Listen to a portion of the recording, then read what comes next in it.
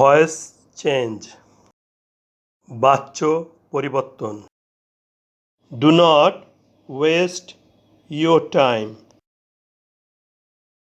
তোমার সময় অপচয় করো না। এ বাক্যে অপচয় করো না ক্রিয়াপদ। ওয়েস্ট অর্থ অপচয় করা, এটাই principal verb.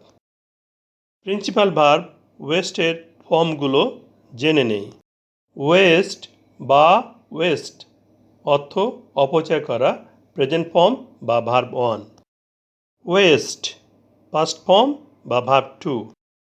West past participle বা ভার্ব 3। এখন সাবজেক্ট এবং অবজেক্ট জানার জন্য ক্রিয়াপদকে প্রশ্ন করি। কে অপচয় করবে না?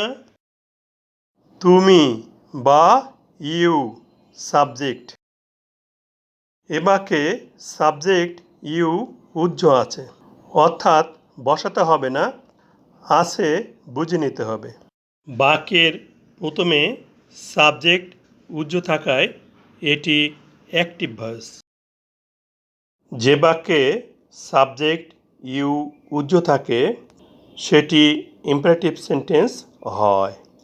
সাবজেক্ট ইউ উজ্জ থাকায় বাক্যের প্রথমে ডু নট বসেছে। কি অপচয় করবে না? তোমার সময় বা ইয়োর টাইম অবজেক্ট। এখন অ্যাক্টিভ ভয়েসকে প্যাসিভ ভয়েস করব। ইম্পারেটিভ সেন্টেন্সের প্যাসিভ ভয়েসের গঠন let plus not plus object plus be verb plus verb 3 বা পাস্ট পার্টিসিপল প্লাস ব্র্যাকেটের ভিতরে সাবজেক্ট অবজেক্ট হবে প্লাস ফুল স্টপ। এখন স্ট্রাকচার অনুসারে ইম্পারেটিভ সেন্টেন্সটিকে প্যাসিভ ভয়েস করি। স্ট্রাকচার অনুসারে বাক্যের প্রথমে লেট বসায়, লেটের পরে নট, লেটের পরে ডু নটের ডু বাদ গিয়ে নট বসবে, এরপর অবজেক্ট বসবে। বাক্যে অবজেক্ট পাচ্ছি ইয়োর টাইম, তাহলে অবজেক্টের স্থলে ইয়োর টাইম এসে বসবে। এরপর বি ভার্ব বসবে। বি ভার্বের পরে প্রিন্সিপাল ভার্বের ভার্ব 3 বা পাস্ট পার্টিসিপল বসবে। প্রিন্সিপাল ভার্ব ওয়েস্ট এর পাস্ট পার্টিসিপল বা ভার্ব 3 পাচ্ছি ওয়েস্ট, তাহলে ভার্ব 3 স্থলে ওয়েস্ট এসে বসবে। এরপর প্রেপোজিশন বাই বসবে।